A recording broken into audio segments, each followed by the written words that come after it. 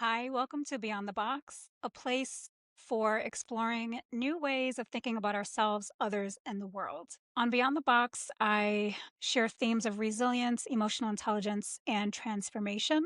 But when I talk about inspiring shifts in the way that we see ourselves, others, and the world, I'm not emphasizing curiosity for curiosity's sake, but specifically for the purpose of transcending limiting beliefs and assumptions that keep us stuck and finding new ways of looking at ourselves in the world for the purpose of transcending existing challenges. Challenges that I would say we've been navigating for a really long time. When I think about what I would like to inspire in the collective, I think about deconstructing the templates that have enabled certain dysfunctional patterns to persist in our society. As I think about why patterns of dysfunction persist in society despite our attempts to transcend those challenges, I think it has something to do with the way we've been taught to look at ourselves and each other. And this leads me to what I think the theme of today's podcast is. The theme is around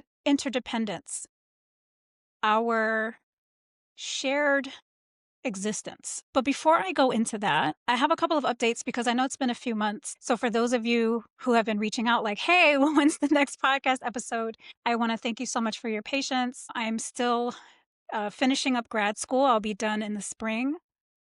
Thank you, Jesus. But yeah, I've been grappling with my own personal challenges while also trying to navigate grad school and at the same time developing new frameworks for my business and thinking about how to scale what I'm creating. And so there's been a lot going on, mostly exciting stuff, lots of changes and transitions. So I am developing what I've been calling the predicting resilience at work scale. And essentially my hypothesis is that resilience is not an individual trait.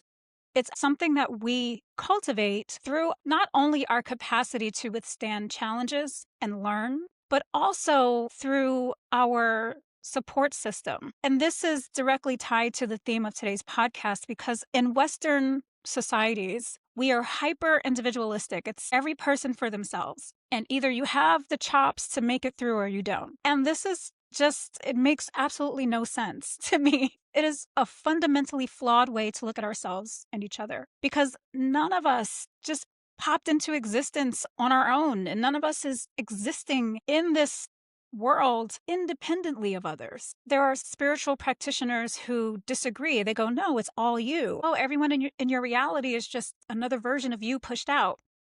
The way that we relate to people is through our own construction of who that person is. So we are interpreting what others are saying and doing through the lens of our experience. So the reality that you're constructing is largely your responsibility, but to pretend that that there aren't feedback loops, right? Like what material are you given to work with when you are constructing your reality? Where do your beliefs and lived experiences come from? They come from your interactions with others. They come through your interactions with the environment. I don't know why we're just so attached to this idea that, we're in the world alone. There's this attachment to separation, seeing people as individuals without recognizing our interdependence. And I think that we've confused differentiation with separation. We're all different and we bring different skills and strengths and qualities to the world, but that doesn't mean we're separate. There isn't anything that you do that isn't affecting someone else. And that's why I have a problem with this whole idea of like, no, everyone is just you pushed out.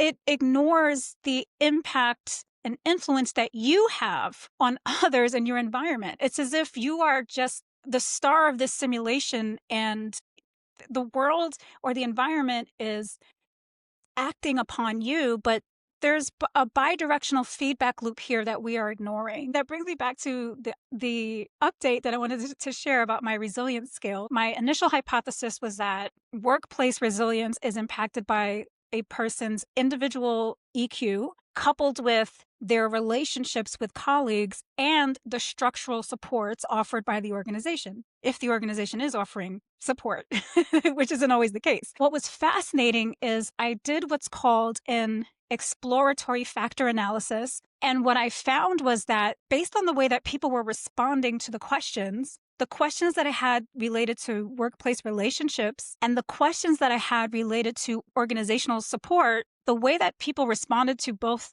of those sets of questions, basically people perceived them both the same, which is fascinating to me. That people looked at the questions related to, like, does my organization provide me with resources to navigate challenges? A question like that was conceptually similar to questions around, like, my colleagues show concern when I'm upset. And so what I thought were three different components contributing to workplace resilience actually collapsed into two. The way that people perceive support in the workplace, they don't separate their relationships with colleagues from the organization itself. And that makes a lot of sense, actually, because you would experience organizational support through your relationships, through your relationship with your manager, or through the way that you're interacting with your team. So those two things are connected to each other. I found that emotional intelligence in particular, specifically a person's capacity to regulate their emotions, was very, very strongly correlated with a person's resilience scores. Workplace support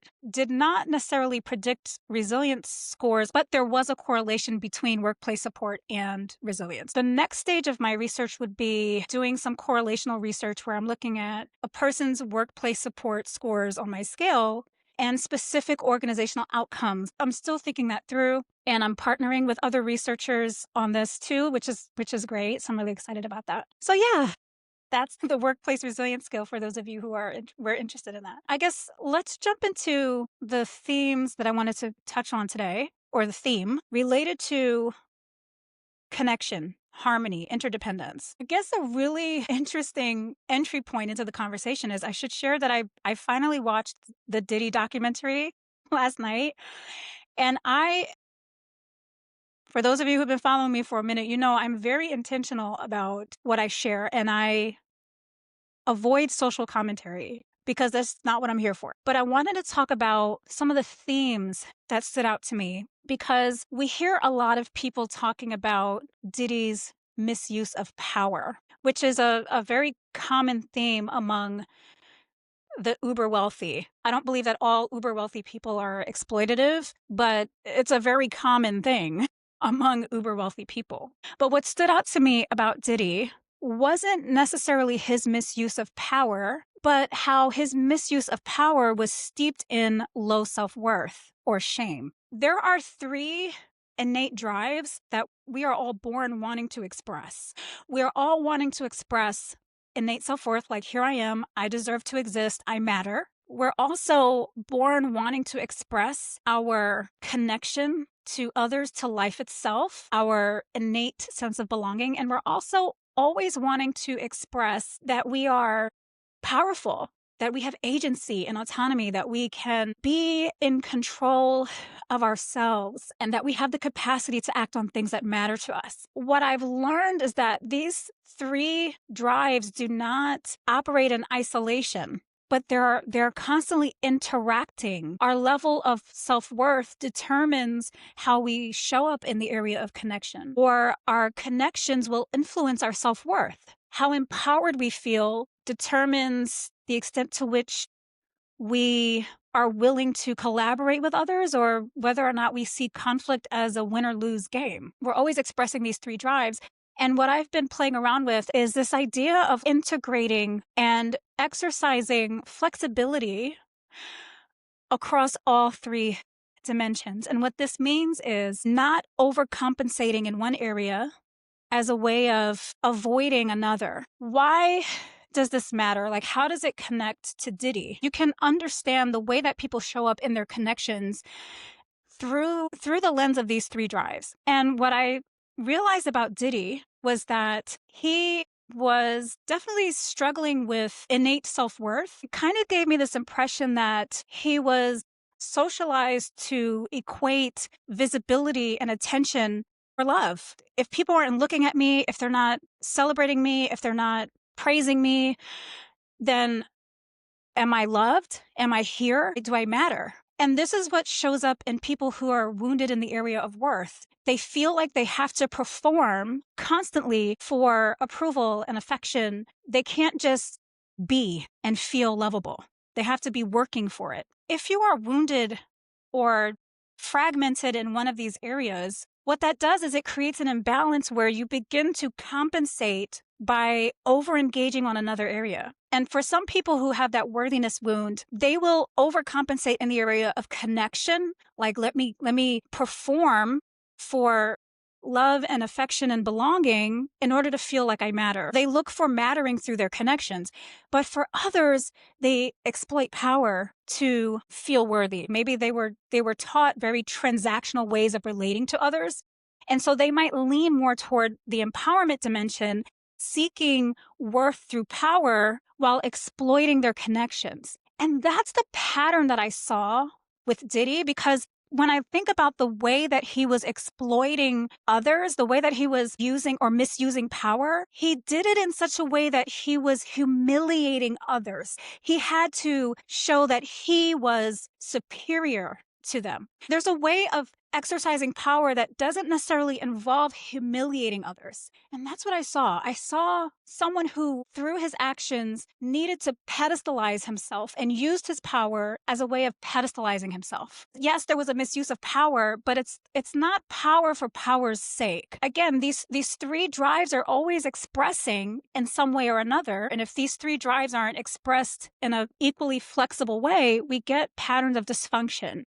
And so that's what I saw in the Diddy documentary. And I saw someone who was addicted to power because it reaffirmed his worth. It reaffirmed his specialness. And this is where it gets especially dangerous, because when you feel special, like you're above others, that can cause you to justify harming them. Like I had a right to harm these people because they're not on my level. Now, how does that relate to this theme of interdependence? We are inextricably linked to one another. When you understand that differentiation does not equal separation, you let go of this need to strive for worthiness through patterns of behavior that encourage you to exploit people, put them down, make these downward comparisons as a way of uplifting yourself. So it's through the recognition of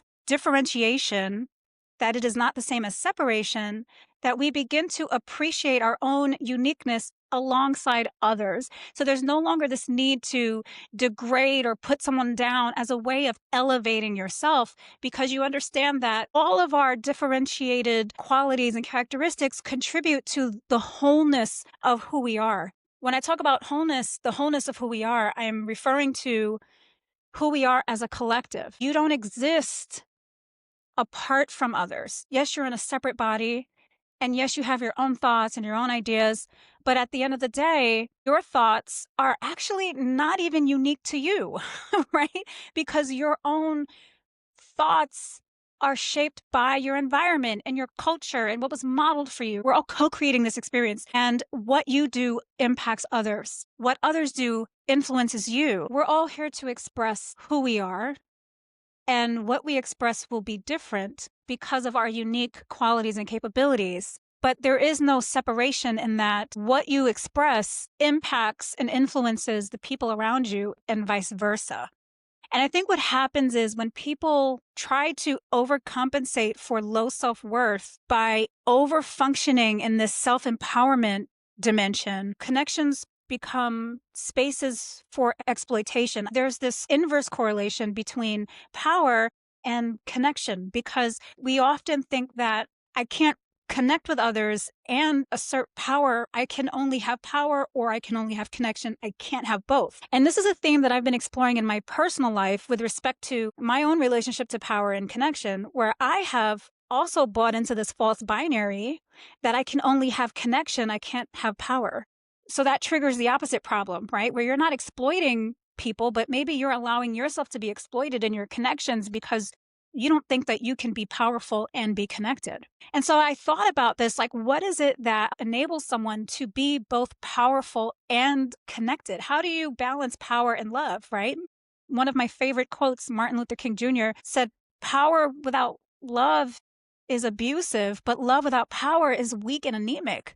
So you need both. A similar teaching is taught in Judaism when they do the counting of Omer, which is like a 7-week process that they engage in before the Passover. There are these 7 qualities or characteristics that they explore and make sure that they're integrating in their lives. And 2 of them include discipline and compassion. And so the question is my compassion disciplined, and is my discipline compassionate? So you see, you need both. They need to be in harmony with each other. And the only way that we enable ourselves to express power and connection in healthy ways is by understanding our connection to others. This interdependence that we can't change or optimize out of our experience, no matter how hard we try to build the world, construct reality in such a way that, like, you can hide behind your computer screen, cut everyone off, order your food through Uber Eats. You can't escape your connection to life and the environment and others. You just can't. Balancing compassion with respect for yourself and others means that you don't harm people because you understand that that's going to have consequences, whether you realize it or not. And I think on some level, people do know, because they end up living in fear of retaliation. Like, oh, if I have the capacity to harm others, then that means any day now they're going to come back and harm me. And so what it does is it escalates the aggression and the violence and the abuse of power that we see in that documentary. But the inverse of that is also true. When you are displaying compassion and care, if your compassion and care doesn't include respect for yourself and others, then you open yourself up to being exploited. If you're trying to demonstrate compassion without respecting the other person, respecting their capabilities, if you're making it about you helping and not about you supporting them and seeing that they are capable of helping themselves, you're actually not helping them. So this is where we get patterns of overgiving, feeling like, oh, I gave and I didn't get anything back. It's because your compassion is not disciplined, or it's not accompanied by respect either for the other or for yourself. Before we close out, I wanted to emphasize one more thing about power. When we're operating from a place of fear and we are overusing or overengaging in that empowerment dimension, we develop this insatiable need for more and more power, because what you